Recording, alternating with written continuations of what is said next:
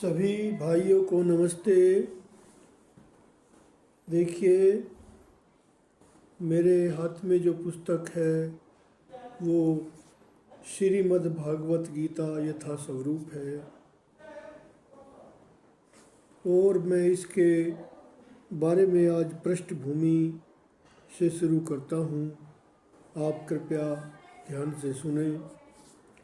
यद्यपि भगवत गीता का व्यापक प्रकाशन और पठन पाठन होता रहा है, किंतु मूलतः यह संस्कृत महाकाव्य महाभारत की एक घटना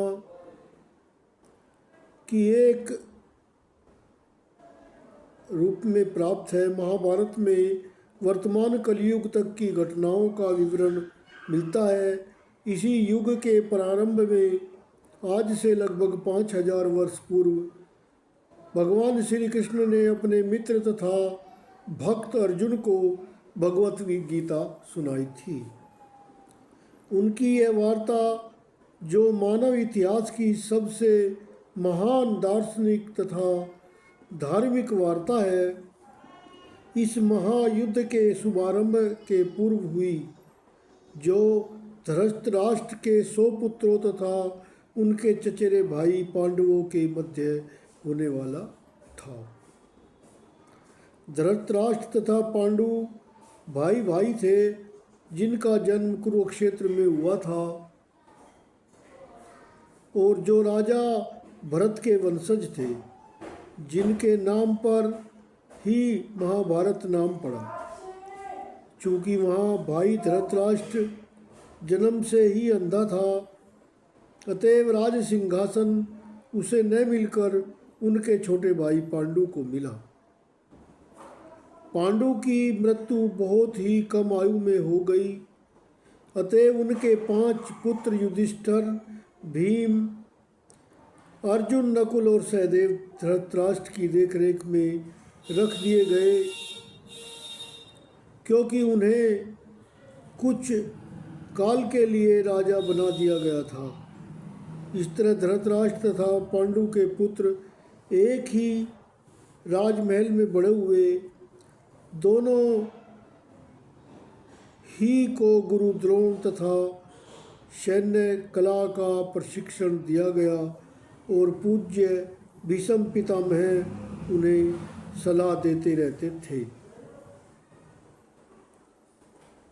इतने पर भी धृतराष्ट्र का सबसे बड़ा पुत्र दुर्योधन पांडवों से घृणा और ईर्ष्या करता था और अंधा तथा दुर्बल हृदय धृतराष्ट्र पांडु पुत्रों के बजाय अपने पुत्रों को राज्य का उत्तराधिकारी बनाना चाहता था। इस तरह धृतराष्ट्र के परामर्श से दुर्योधन ने पांडु के युवा पुत्रों को जान से मार डालने का षड्यंत्र रखा।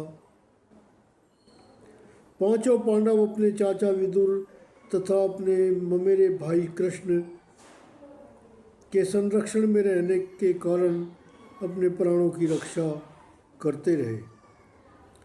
कृष्ण कोई सामान्य व्यक्ति नहीं, अपितु साक्षात परम ईश्वर है, जिन्होंने इस धराधाम में अवतार लिया था और एक राजकुमार की भूमिका अदा कर रहे थे। वे पांडु की पत्नी कुंती तथा प्रथा के भतीजे थे। इस तरह संबंधी के रूप में तथा धर्म के पालक होने के कारण वे पांडु पुत्रों का पक्ष लेते रहे और उनकी रक्षा करते रहे। किंतु अंततः चतुर दुर्योधन ने पांडवों को जुआ खेलने के लिए ललकारा।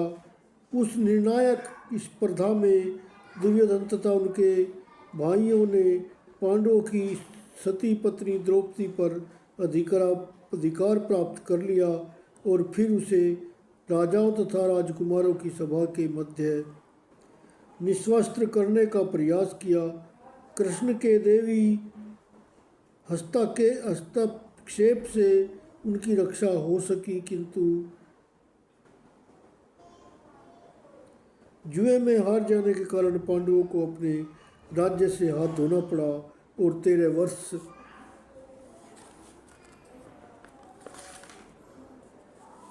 तक वनवास के लिए जाना पड़ा। वनवास से लौटकर पांडवों ने दुर्योधन से अपना राज्य मांगा, किंतु उसने देने से इनकार कर दिया। पांचों पांडवों ने अंत में उनका पूरा राज्य न मांग कर केवल 5 गांव ही मांग रखी, किंतु दुर्योधन ने सुई की नोक भर भी भूमि देने से इनकार कर दिया। इस तरह से हमने ये शुरुआत आज की है।